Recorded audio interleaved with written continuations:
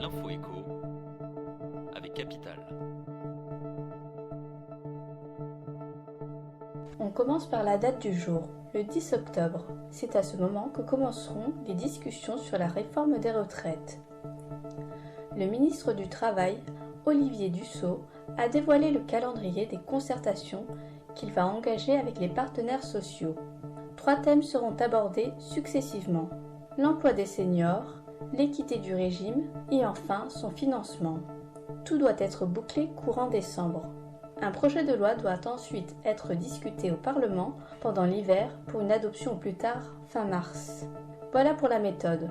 Pour le moment, le gouvernement s'est toutefois bien gardé de dire s'il comptait maintenir sa volonté de relever l'âge légal de départ à la retraite.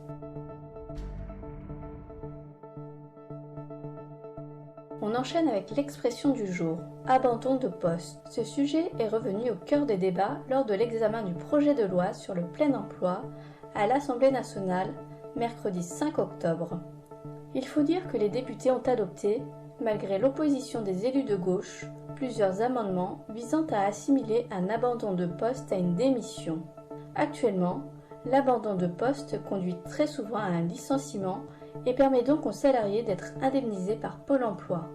A l'inverse, sauf cas exceptionnel, la démission n'ouvre pas droit au chômage. La mesure consiste donc tout simplement à mettre fin au versement des indemnités chômage en cas d'abandon de poste. Plus d'infos sur capital.fr.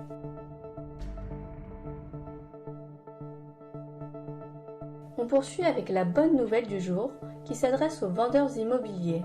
Certains d'entre eux, qui cèdent des terrains ou des bâtiments à des offices HLM ou d'autres organismes gérant des logements sociaux, se verront exonérés de taxes sur leur plus-value jusque fin 2024. Initialement, cette exception fiscale devait prendre fin au 31 décembre 2022. Mais c'est sans compter sur les députés siégeant à la Commission des finances qui, à l'occasion du vote du projet de loi de finances 2023, ont proposé de prolonger l'exception fiscale jusqu'à fin 2024.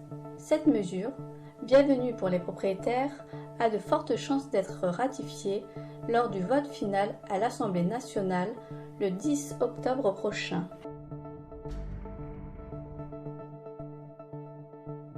On termine avec la personne du jour.